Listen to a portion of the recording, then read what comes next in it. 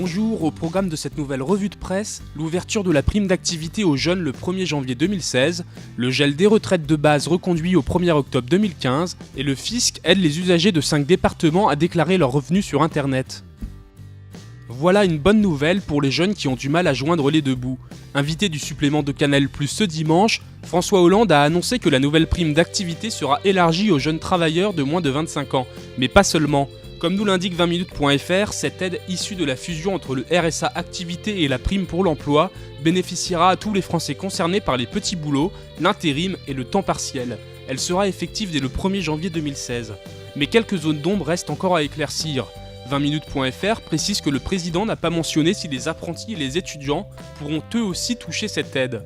Le quotidien nous rappelle que la création de la prime d'activité est incluse au projet de loi sur le dialogue social que le ministre du Travail François Rebsamen présentera dès mercredi en Conseil des ministres. Les années se suivent et se ressemblent pour les retraités. Alors que les pensions de base n'ont pas été revalorisées au 1er octobre 2014, le Figaro.fr nous explique que ce gel a été reconduit au 1er octobre 2015. Le ministère des Finances, interrogé à ce sujet, explique que cette nouvelle non-revalorisation n'est due qu'à la simple application de la règle de calcul en vigueur. La revalorisation annuelle des pensions étant indexée sur l'inflation, si l'inflation est égale à 0, il y aura 0 revalorisation. L'inflation anticipée pour 2015 étant nulle, le gouvernement précise que la stabilité des pensions ne constitue en aucun cas une perte de pouvoir d'achat pour les retraités. Pour autant, ce gel des pensions aura du mal à passer. Tout sur la retraite.com nous apprend que le gouvernement réfléchirait à une nouvelle formule de calcul pour s'éloigner de ce mode d'indexation.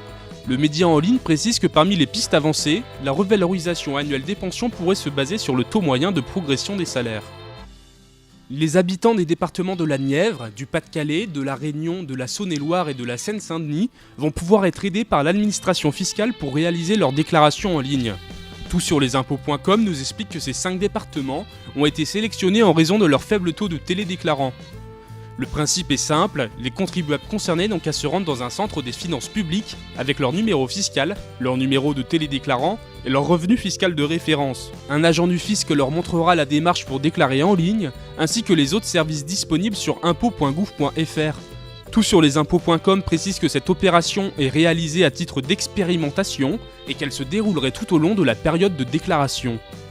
C'est tout pour cette semaine, on se retrouve la semaine prochaine pour un nouveau point sur l'actualité des finances.